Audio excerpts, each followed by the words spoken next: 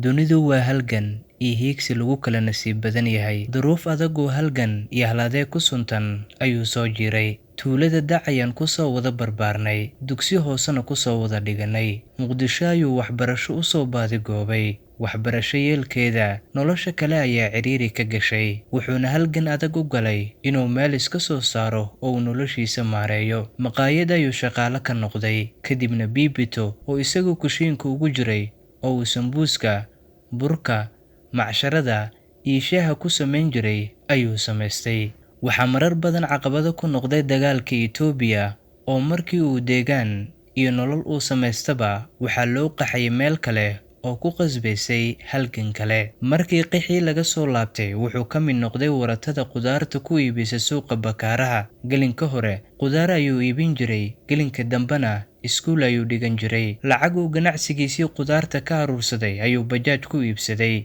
Markii uu sanad bajaajkii u waday ayaa waxaa xanuunsatay walaashiis oo qasab noqotay in caafimaad dibadda loogu qaado. Bajaajtiisii ayuu iibiyey si dawada walaashiis loogu kabo.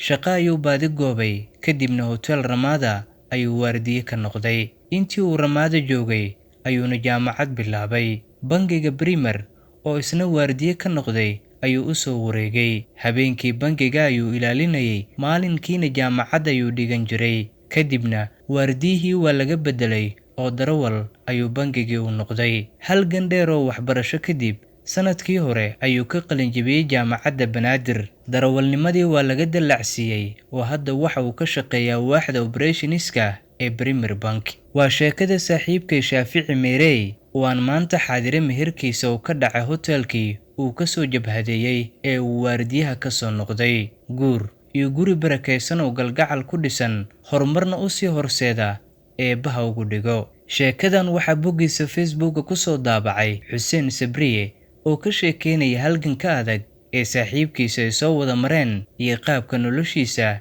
saaxiibkiisa uu wajahay.